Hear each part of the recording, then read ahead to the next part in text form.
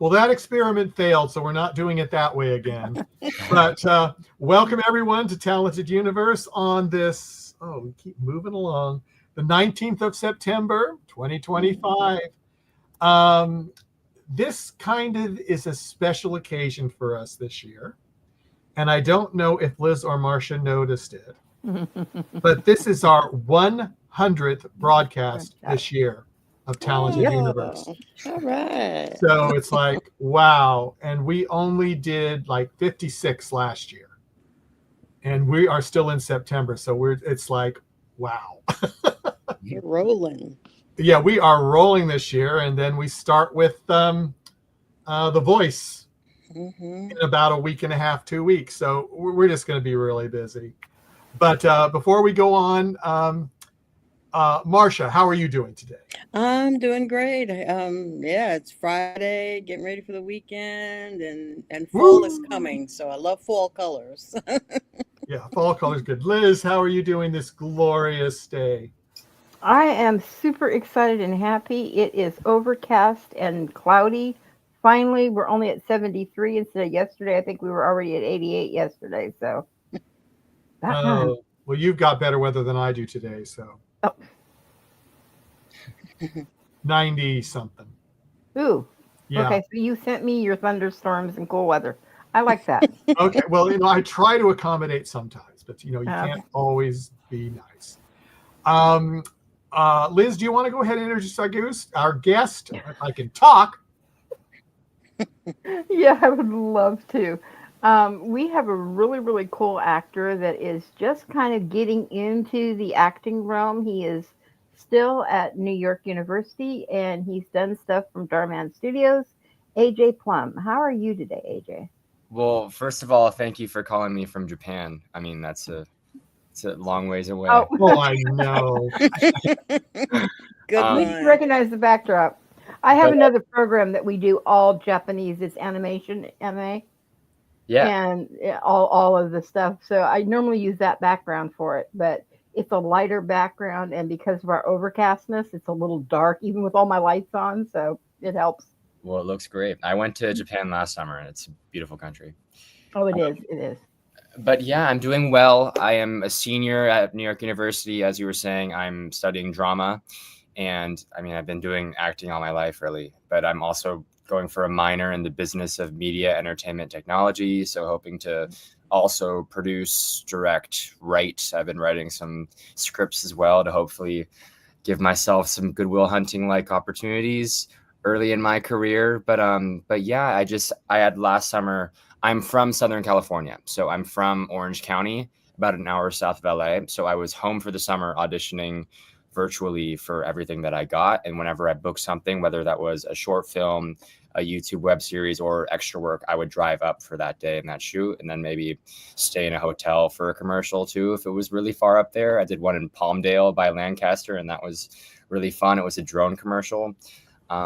But yeah, I mean, that was definitely gratifying seeing the industry for what it was on the West Coast, and then also coming back to the East Coast and seeing how it differs over here and how they're conjoining in some similar ways, as we were talking about before with verticals. And yeah, it's cool having both perspectives, and I definitely want to go to the West Coast after I graduate here. But New York, there's nothing like it, and it's no, not at all. Theater.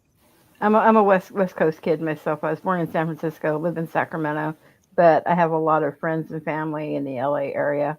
Mm-hmm. So, let's take you back all the way to when you first started acting. What got you into acting, and was it by any chance a certain little thing called the King of Hearts? Yeah. Well, I love telling this story, but so I'm a twin brother, and he is a very gifted athlete. He has always been the one that scores the goals, and I've been the guy who kicks the ball to him to get the assists. And one time he made the basketball all-star team, and I didn't. So I was kind of searching for something that was my thing, like my thing and my thing alone. I mean, other twins know this. You're inherently always kind of comparing yourself. I mean, you love your brother or your sister, but there's always going to be that thing where you want to, pursue in terms of finding your individuality. So then in the 7th grade, I mean, this was after the 3rd grade when my acting debut was the King of Hearts, as you were saying, in Alice in Wonderland. And I got to work with an 8th grader who was the Queen of Hearts. And that was a thrill for me, of course, being my prepubescent self. But but then 7th grade, I auditioned for the school musical. And I got the lead role and my twin brother got the supporting role. So there you go. For the first time in my life, I found something that was my thing. And then it kind of inspired, I guess, a sense of grit and putting that much work into rehearsals and prep work and choreography, and then seeing it come alive on stage on opening night. I mean, there was nothing like it. It kind of felt like a drug that I was always wanting to come back to. And I did the rest of the shows at my middle school and then into high school too. I had a huge soccer injury. So I was on the JV team my freshman year, but then I tore my ACL. But 5 days before I tore my ACL, I got one of the leads in my school musical in high school and then beat out a senior for this musical called The Drowsy Chaperone. It was like a comedic role called Aldalfo, who is the king of romance. And he has a really fun bass baritone song. And I could just I could flirt with all my comedic inhibitions and just go for it and really embrace it. But then after I got that role, it was a dream come true. I tore my ACL. And my physical therapist was like, there's no way you can possibly do this show. I mean, there's a 95% chance you can't. You have to get enough range of motion back in your knee. So I took those odds and I went to physical therapy 3 hours a day, 7 days a week. And I got enough range of motion to do the show on a torn ACL. And I gave my character a little cane as well. So I think that was also another big moment in my acting career, knowing that even if the odds were against me, I could still overcome that. And really, when you love something that much, you're going to do anything to make it happen and to go the extra mile. So after that, I quit sports after that because I couldn't really play after my huge injury, and got surgery the week after the show. But yeah, it just after that, I knew it's what I wanted to do. Mm-hmm. You had mentioned your twin brother. I was going to actually ask you, are they fraternal or are you guys identical? So he is my fraternal twin. I'm a minute older. We were a C-section in July. So we're both Leo Cancer cusps, if our listeners are into zodiac signs. So yeah, we're very close still. He's at UC Berkeley. He is a track athlete. He actually won the California State Championship in high school in the long jump. So he could jump 25 feet. And then I am performing on stage. So we're exercising our strengths in different ways.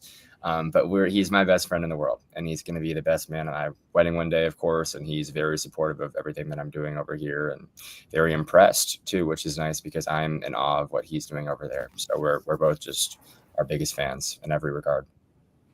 I think that's amazing that you guys have that special connection. Going on to something that you had mentioned off camera, and I had already wanted to ask you about.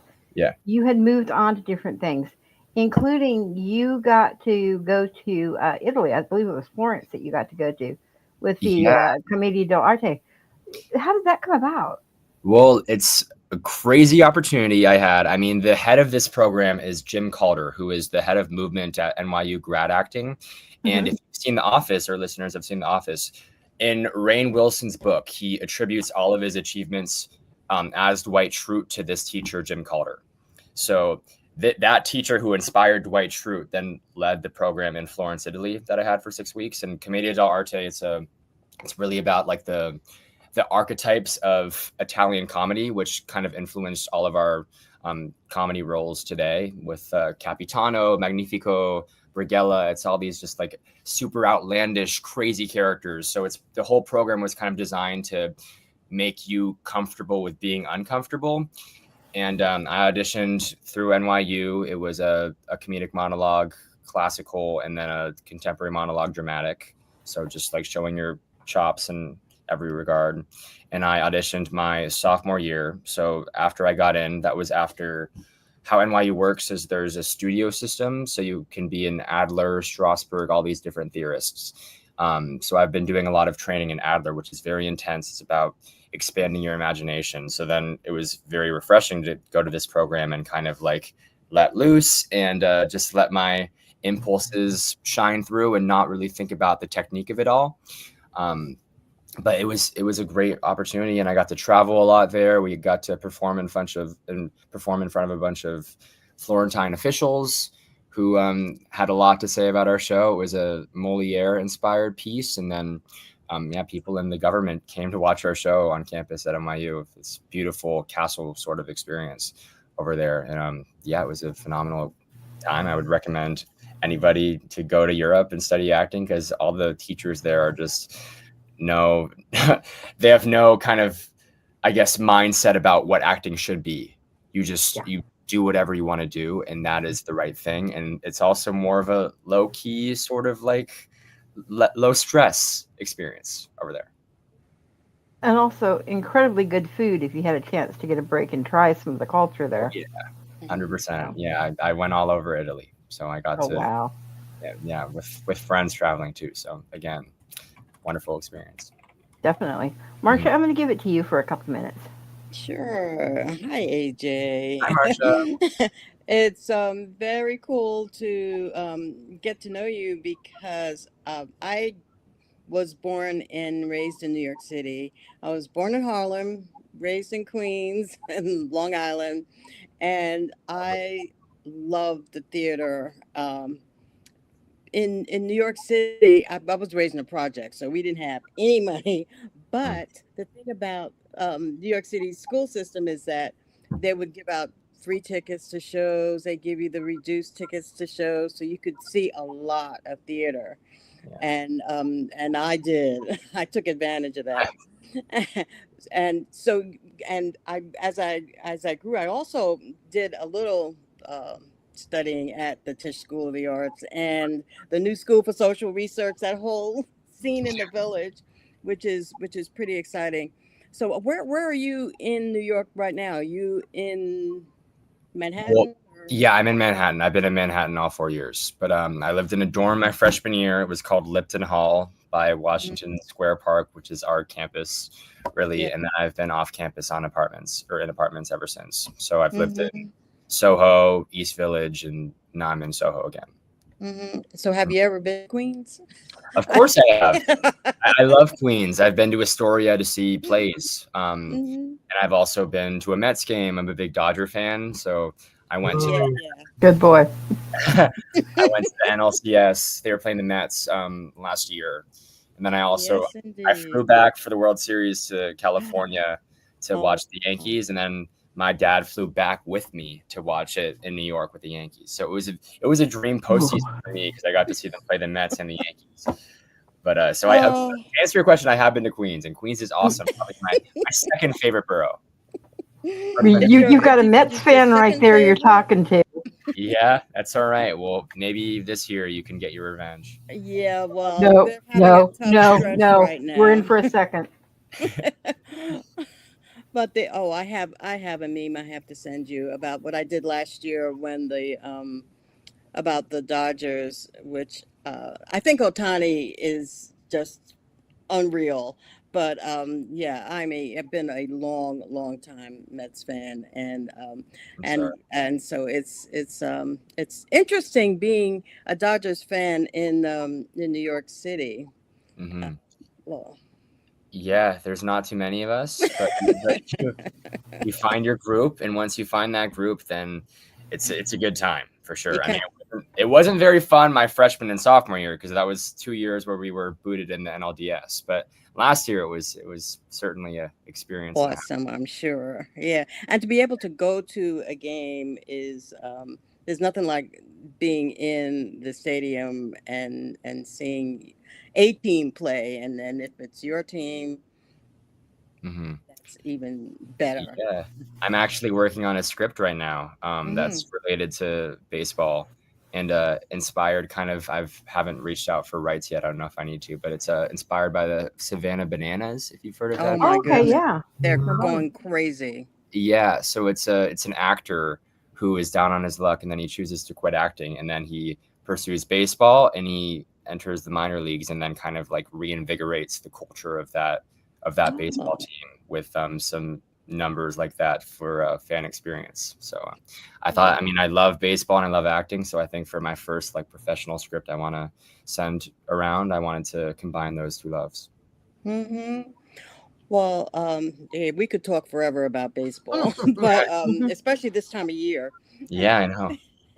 But getting back to your experience on stage, which I love. What are some of the plays that you have been able to go and see?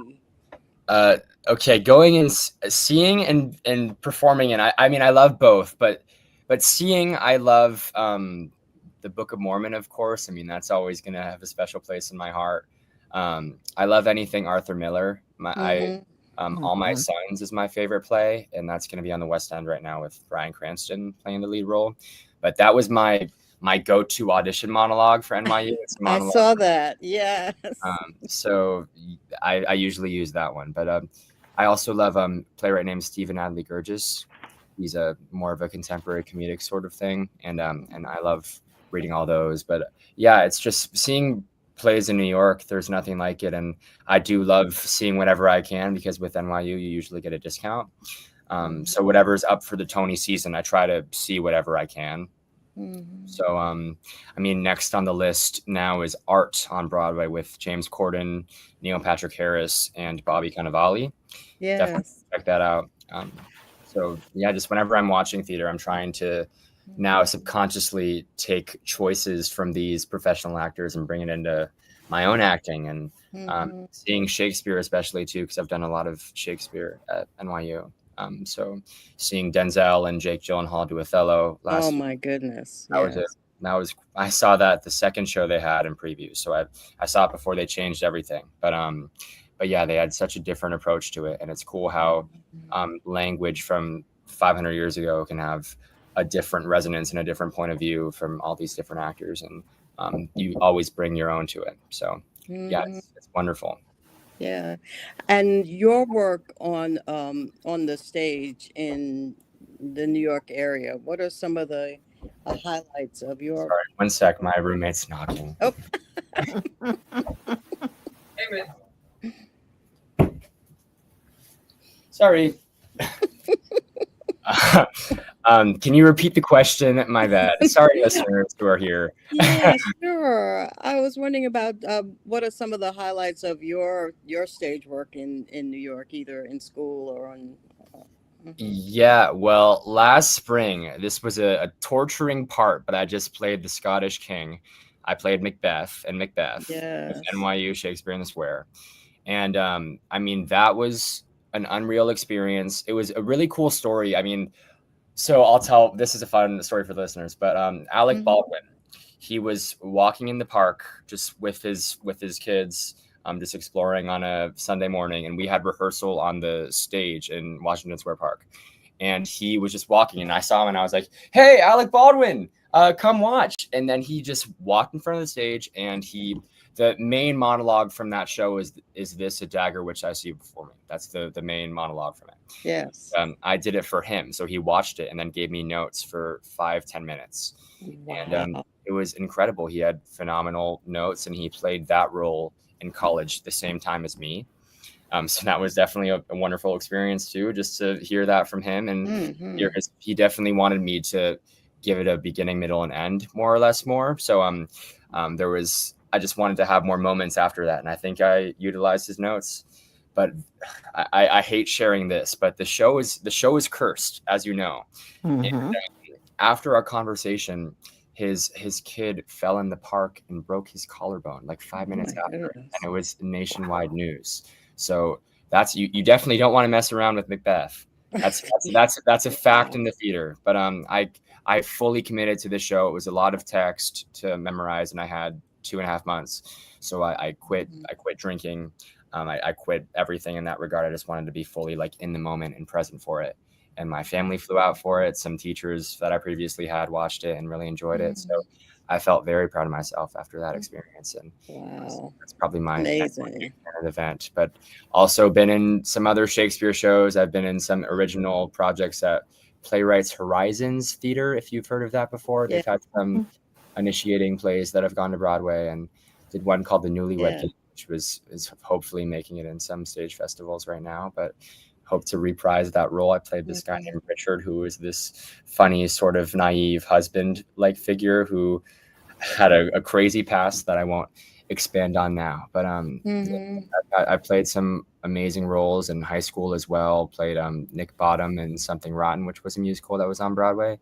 And that was a dream role for me after I got into NYU, just to fully commit myself to that before entering acting full time. But yeah, you always get something new from each role you play. Yeah. And with film, it's so different. It's all really subtle, and it's all more nuanced, and you're looking for things that are happening in the moment, because I mean, theater is more of a oral medium where you're listening to what's heard, but then film is what you're seeing in front of you. So it's all what kind of minuscule manipulations you could have of your face, and that all comes from taking it in, living in the moment, and being truthful. And I also read, is it true that you collect playbills? I do, yeah. I mean, I could show them. Oh, would you? Marcia, I am going to strangle you. Well, the thing is, I've got, here we go. Here's Othello. I took 2 because I wanted to. And here's Uncle Vanya with Steve Carell. And on this, while I'm showing you more, I just did an extra work thing with Steve Carell's new show that's going to be on HBO Max this year. And I was okay. I peed next to him in the bathroom. That was crazy. And then I didn't want to make conversation because it felt awkward. But then after it was on a hockey rink, and I was like, hey, I saw you in Uncle Vanya opening night with a lot of stars there, and you killed a phenomenal job. And then he talked about it for a while. So great guy. Maybe Happy Ending, a musical that just won on Broadway. But yeah, I won't show you all of them because that would take a long time. Billy Crystal, my freshman year. But yeah, so I do indeed. That's not a lie. I don't ever lie. I only find the truth, as all great actors do. So so are these all playbills or shows that you've seen? Yeah, well, if you get a playbill, because I do the same thing. I did the same thing when I was in New York. I wish I had thought to actually bring a couple to look at. One I keep really close, and I'm a little bit older than you, just a little. I saw Dracula with Frank Langella. Oh my gosh. And that was, oh my gosh, it was such an experience. Women would come to the theater dressed in black, and we carry red roses and throw them up on the stage after. It was just, he was incredible. I'm sure. And, I have Richard Chamberlain doing Circle in the Square, and just Yul Brynner for The King and I, just, and I love that you do that you keep them, because you can, open them and remember. Yeah, little mementos here and there. And also, if I'm moving to LA, I'm not going to have this for the foreseeable future. So I just want to remember. And I guess it's the nostalgia thing too. You want to remember the times you had in college before you're gone, and I'm not going to be. So yeah, I'm happy you do that. I'm happy I have another friend here that has a similar habit and obsession. And also, see, now you're bringing back memories. Timbuktu with Melba Moore, that was staged by Jeffrey Holder, and that musical was incredible. Being beautiful colors. Okay, never heard of Timbuktu, so I'll look into it. Yeah, and they never made a cast album, which is really unfortunate. Because the music was so incredible, and Eartha Kitt starred in it as but so many memories. And you say you're leaving New York. Are you leaving? Do you plan to leave directly after you finish, or? Yeah, I'm gonna be here this summer, so I'm gonna be in New York this summer, just taking it in, and I'm gonna do one last Meisner intensive. I don't know if you're familiar with Sanford Meisner. I just haven't studied his craft yet, and I want to get that before I go back home, because I mean, Meisner is really cool. It's about repetition and repeating something so many times, about putting your attention on the other person. I definitely want to do that before I go back. And then California, I'll have my family right there while I'm first starting out. And I'm a certified bartender in California too, so I could work there while I'm funding my life. I mean, I'm going to work during the nights and then audition during the day. That's my plan right now. So You got your plan. You got Got your my plan. Perfect. Yeah. Michael, did you want to? Let's go back to Liz. I think she's number one. I know she's mad because I think you stole some of her questions. Oh, I'm a yes. She playbill saved at collector. I least had 2 of to. them. Yeah, but go ahead, Liz. One of the things I'm surprised Marcia didn't ask, considering you're from New York and you have a tendency to be able to do different dialects. Do you have the New York dialect locked in yet? I mean, the New York one, if I was to do it for a role, I did it for Danny in the Deep Blue Sea, and it was more intact then. I don't know if I want to do it right now, but No problem. I can do an Irish accent. I could do a British accent just whenever I get a role. I mean, usually I'm pretty good at celebrity impressions and just like mimicking voices. Yeah. So if I hear an accent and just watch a show just over and over again, usually I can kind of place where it fits in my mouth. So New York is like, I was at this party, some guy named Skull. So it's like guy, everybody was getting, I can't say that on this podcast, but it's got a lot of attitude to it. It's very like, it's up here. So More nasally. It's and just know like what the character is thinking. That really helps you with the dialect as well. And then like in Irish is really patting your T's and stressing your R's. So yeah, I mean, they don't really teach you a lot of that in drama school. It's more of like knowing the IPA, which is the phonetic alphabet, and knowing like what the sounds are. So yeah, I mean, whenever I get an accent for a role, then I could learn it pretty quickly.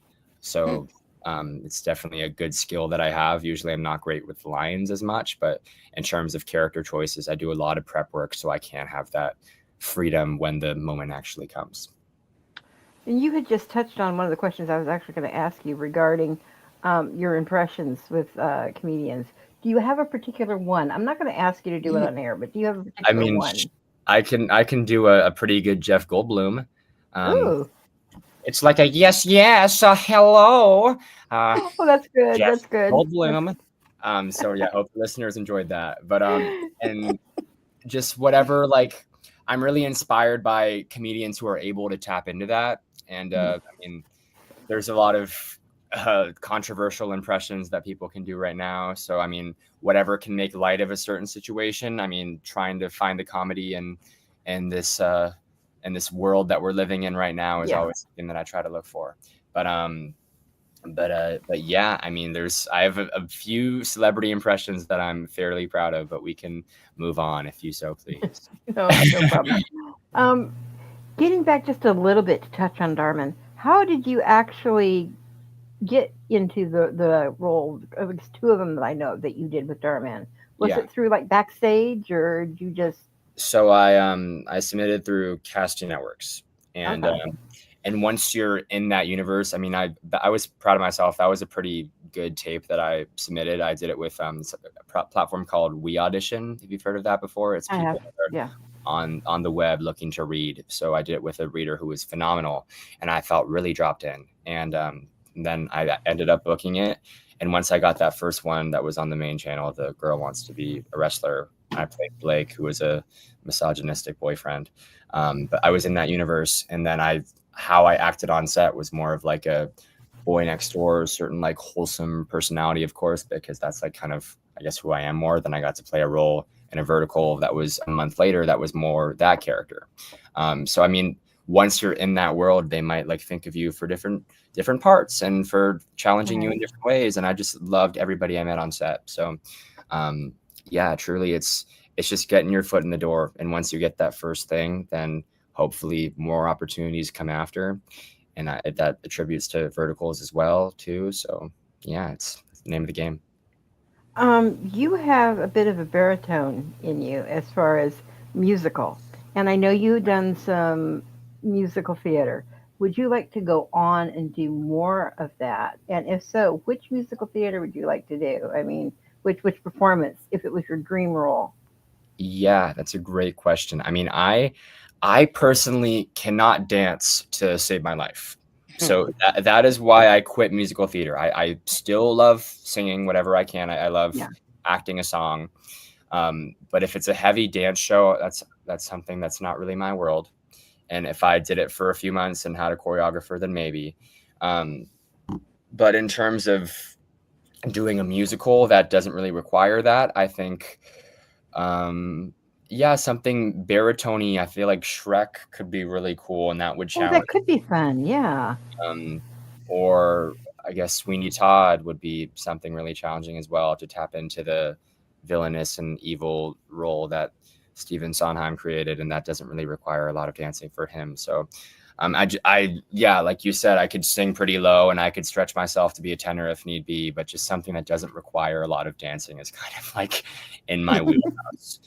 So if that comes one day in a musical adaptation for a film, then yeah, sign me up. I'll definitely try to audition. Oh, that'd be great. I discovered something of you that kind of surprised me that I didn't. Well, I knew it was kind of starting to be a trend several years ago, but I was kind of refreshed to saw you were doing it. You had your own little blog of a day in the life. Oh yeah. Of Oh yeah, and you guys do your research here. Great job. Props. Yeah, so my freshman year at NYU, I was doing Day in the Life of an NYU Tisch acting student. Yeah. And it got pretty big for a bit, but it was a lot of time. And I hate looking at my phone for long periods of time. And with TikTok, like once I was in the TikTok stratosphere and editing all these videos for 1-2 hours a day, then I would go on my For You page and naturally start scrolling. And I just wanted to like exit myself from that world. And I still maybe would do that again, maybe on YouTube or something, or maybe I'll get TikTok one day. But that was something that I really enjoyed to try to get a leg up. And I did briefly, but it wasn't worth the time that I was spending on my phone doing that. So that's why I stopped. But I admire all content creators out there, and that's really how you get more eyes. So yeah. definitely. And one thing when Marcia was talking about baseball and all, that was actually brought up a question that I already was going to ask you. Do you think we're in for a repeat of last year? I hope so. Mm-hmm. I don't want to, because I'm very superstitious. I may have mentioned this on a website somewhere, but especially when watching October baseball for the Dodgers, I feel like I'm spiritually connected to the baseball gods naturally. Yeah. So if I'm standing on a chair and they do something good, then I stand on the chair for the rest of the game. And if I'm sitting down crisscross applesauce or in a plank or something and they do well, then I continue doing that. But I think their bullpen is definitely an issue right now. And now with Clayton Kershaw, he's retiring now. So I hope they could win it for him, because he was my childhood and I've seen him through thick and thin. And I just really hope he can go out on top. So I'm going to say it's 50-50 leaning yes. That's my final. Well, that's good. I always kind of feel uncomfortable in my own house because I am the only Dodger fan, true Dodger fan, in an entire house full of Giants. Oh my gosh. Everybody's San Francisco. Everybody. Well, watch tonight. They're playing. Yeah, no, I plan on it. So yeah. It's on Apple TV. Yeah. Put a little plug in there. Do you have a memory or something of any of the things that you have done, either Dhar Mann, acting on stage, Macbeth, the whole thing, and anything of a particularly incredible memory or just an embarrassing memory? Not even embarrassing, but I think it was my senior year of high school. I mentioned I played Nick Bottom in Something Rotten, which was a popular Broadway musical back in 2015, and it was my dream role. And the last song that this character has before the finale, I just fully broke down, and I'm getting goosebumps thinking about it now. But and my grandpa was in the front row in the middle, and a lot of my family was there, and just like knowing that I've achieved so much, and that I was going to NYU, and that that 4 years of high school was attributing to this moment, and I've dreamed about it for so long, and then it was fully here. I was so present. Yeah. So yeah, I think that's probably a moment that sticks out, and trying to navigate like a singing experience with a particularly difficult song while you're trying to juggle tears. I mean, that's something that every actor like desires to have, but it's hard to get to that point. And for me, it just happened naturally because it was such a monumental moment. So yeah, I'd say that probably sticks out. I think that's a good memory to have stick out, and probably one you'll carry through the rest of your life of how proud everybody was. And Mhm. speaking of your family, we already know what your brother does, but I know you have a sister as well. Is she into acting or sports or something on her own different level? My sister is actually in New York as well, and Oh, she is a fashion designer in New York, living 10 minutes from me. So I see her whenever I can. She's right here, and she did theater in high school as well. She was the baker's wife in Into the Woods at St. Margaret's, which is a pretty well-known theater school, and she actually sang the national anthem at a Dodger game. So she's a very oh, gifted singer, more than I am. And she didn't want to see it through. I wish she did for my sake so we could collaborate. But yeah, she's doing really well, also in New York. that's amazing. Now, is she still in fashion design school, or is she actually out on her own now with things? She studied journalism at Northeastern University. So she's doing, I'm not exactly sure what her role is at this company G3 that she's at. I don't want to talk too much about it. I don't want Oh to say, yeah, no, yeah. but yeah, she studied journalism and she's a very gifted writer as well. So quite the talented woman that she is, and I'm very proud of her. It sounds like the entire family is extremely talented and gifted with whatever you guys decide to do. Yeah, and give a lot of credit to my family. They're probably going to watch this later. So yeah, I'm just very close to my family, and they've parented in a way of really valuing memories and family time. So whenever I go home, it's always a wonderful experience. And I just had my last full summer there, so a lot of tears were shed, but I love them very much, and they're, like I say on my website, they are the reason that I'm able to do what I love. And there was always a support from the very beginning, and sometimes it's not like that in the entertainment industry. So No, it's not. so yeah, I guess I one day, hopefully, when I'm giving my Oscar speech, I will thank them last. Hopefully, I can keep it together. But yeah, they're awesome. Oh, thank you for that, Marcia. I'm going to give it to you. Okay. I don't want to forget for you to tell your brother something about sports since he's a long jumper, right? Yes.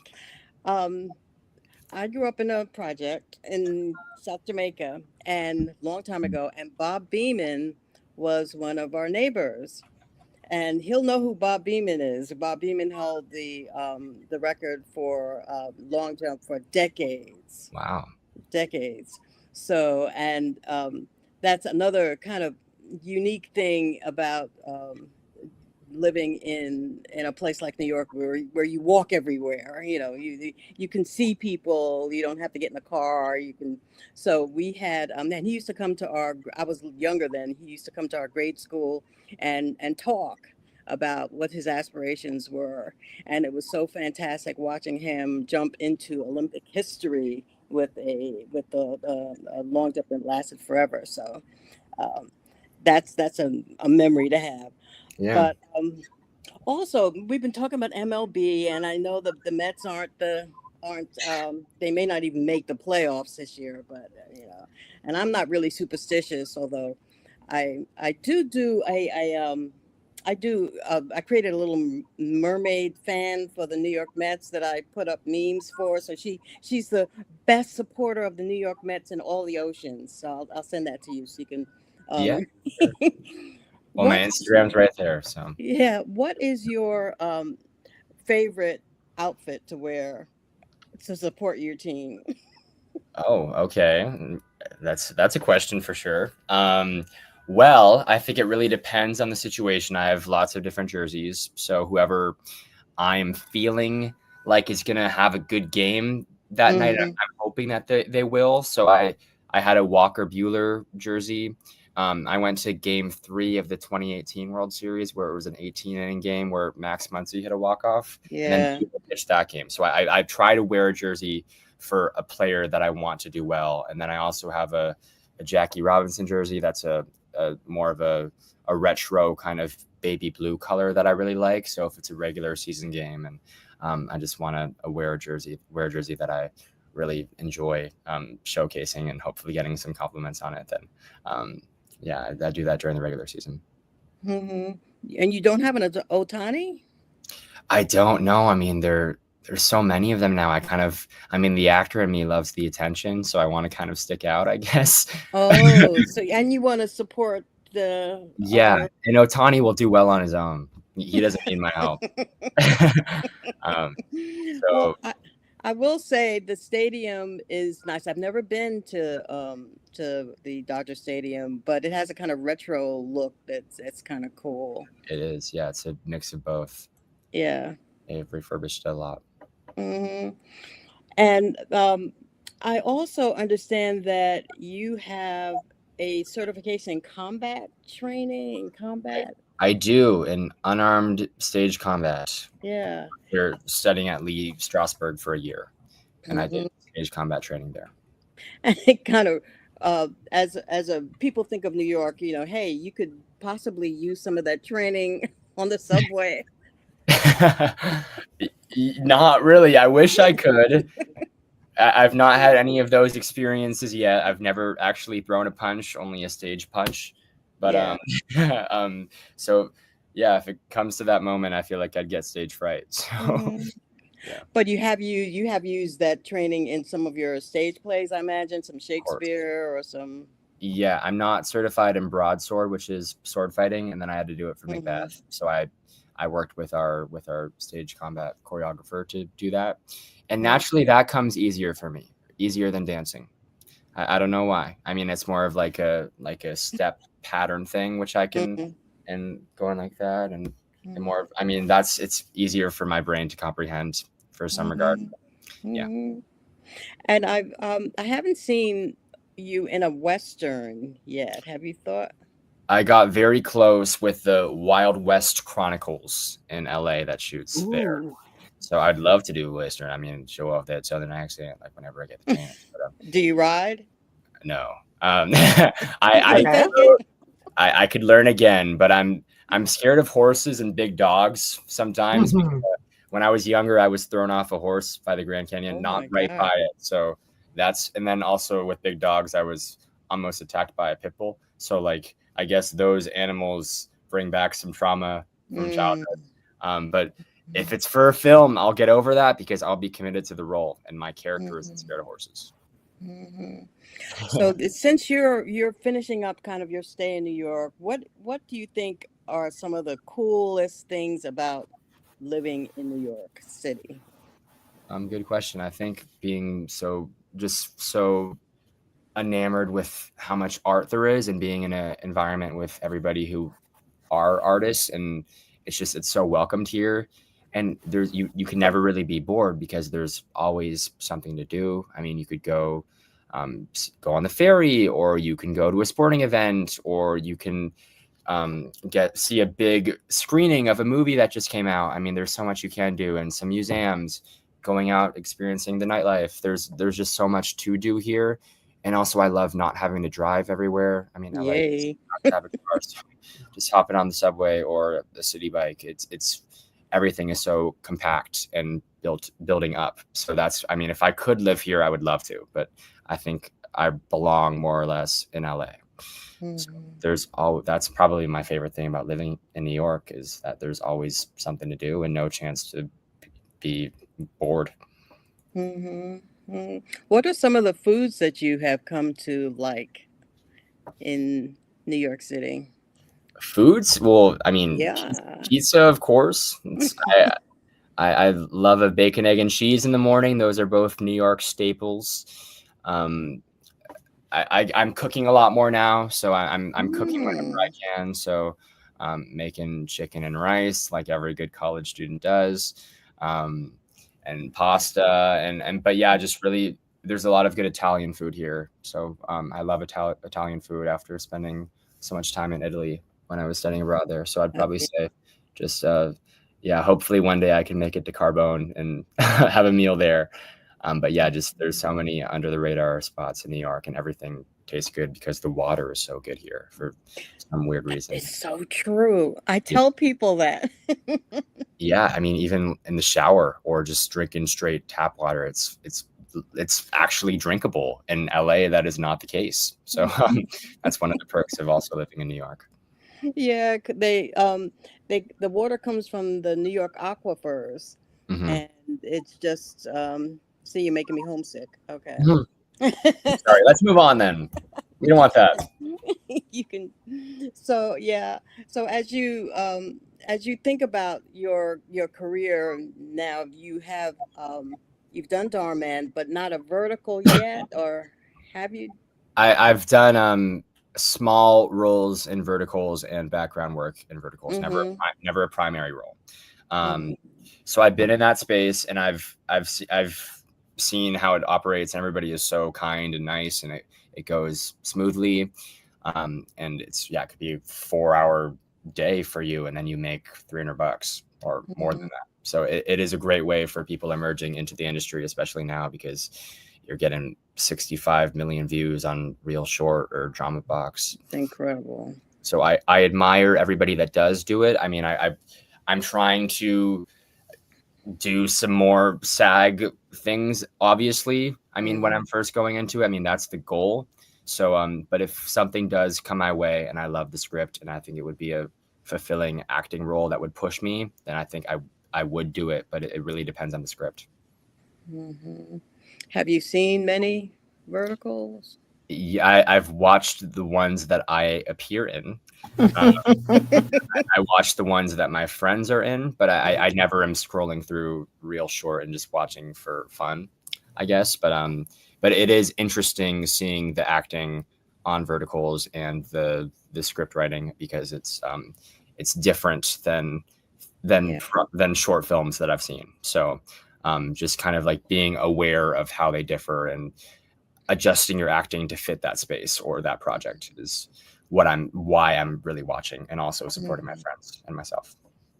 And you talked somewhat about that that format has been coming to New York. But Yeah.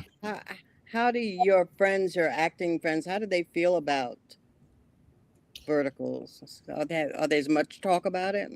There's definitely discourse about it. I actually have an audition virtually for a vertical later, so I'm going to do that right after this. But I think more people are aware of it in LA. It's not a huge factor in New York yet, but it's definitely coming over. And whenever my friends are in one, then people are talking about it. So yeah, I mean, that's kind of the question everybody is asking themselves right now after going to a prestigious drama school like NYU Tisch. It's if you want to do a vertical, or do you want to stick with doing commercials and short films that go into festivals, just staying with that world because you don't want to be pigeonholed in one kind of media source. And I mean, that's possible for doing verticals.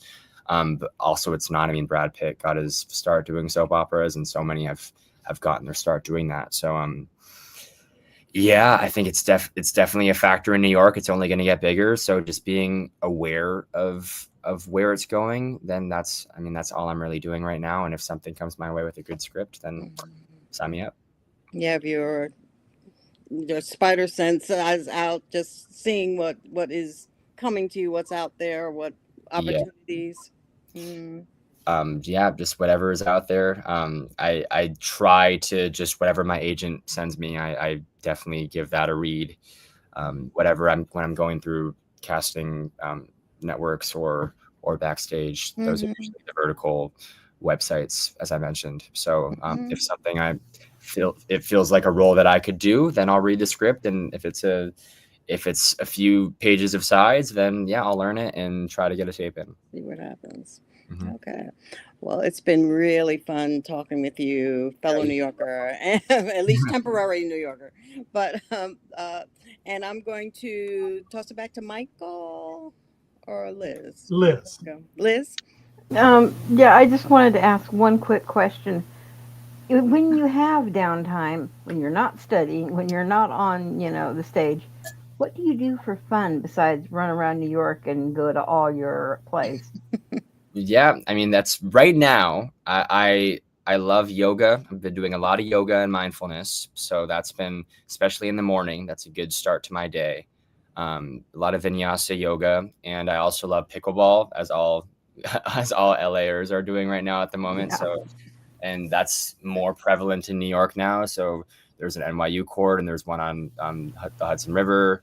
So that's what I've been doing a lot for fun, and just watching movies that I've never watched before that are classic ones. I mean, and just big movie premieres. I love the packed theaters, especially Yep, after COVID. That's something that I've always enjoyed, and I'll remember Oh yeah. Marvel movie moments where the crowd goes crazy, and I'm searching for that moment again with hopefully One Battle After Another, with the PTA one that just came out with DiCaprio. Hopefully that's going to have some moments like that.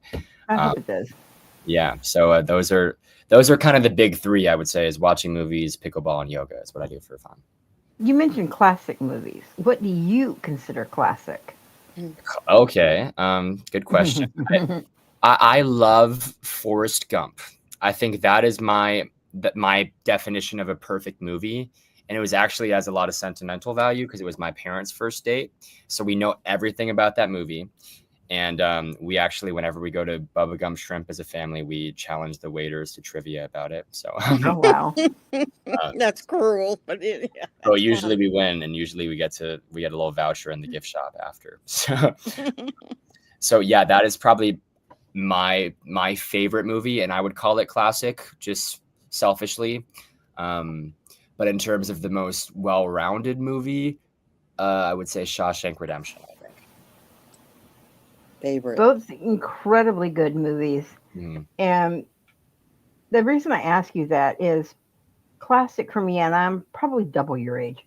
So classic for me would be the late 40s, 50s, and maybe mid 60s.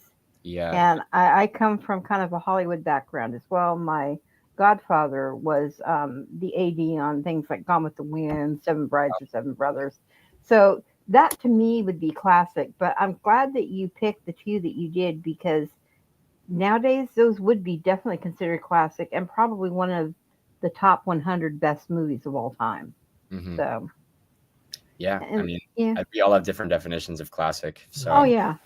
Well, it's like when the radio station started playing classical music that was the 90s, I just about crawled underneath the car and said, run me over, because that's not classic to me. But, you know, the other thing I wanted to say is thank you so much for taking the time and joining us. And it was very informative and entertaining. Thank you. Yeah, thank you for all having me. I had a blast. I'm glad you did. And she stole my last question, which I knew she was going to. And she said 3 words. And I go, I'm doomed. So you guys in this? Well, you steal mine. Well, but that's, I'm glad. I mean, what he said, that is really cool. I have not gotten into pickleball. I've seen courts. They were going to put some courts in my neighborhood, and people were rebelling because they like their tennis courts and they didn't want to switch to pickleball. Yep. But whatever. But I would like to thank you also, AJ, for agreeing to come on. This was really fun. This was really fun. For reaching out. I had a really good time, and it's always awesome talking about acting and entertainment. So absolutely. And baseball. And baseball. Yes, baseball.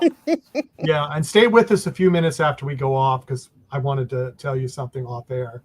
But everyone else, thank you for coming. In about another hour, we've got another actor coming on, and we're excited. And that will be Braxton Angle will be with us. And it's 4 p.m. Eastern Time, 1 p.m. Pacific Time. So join us for that if you can. And if not, we'll see you when we can. Take care, everyone. Bye-bye. Bye.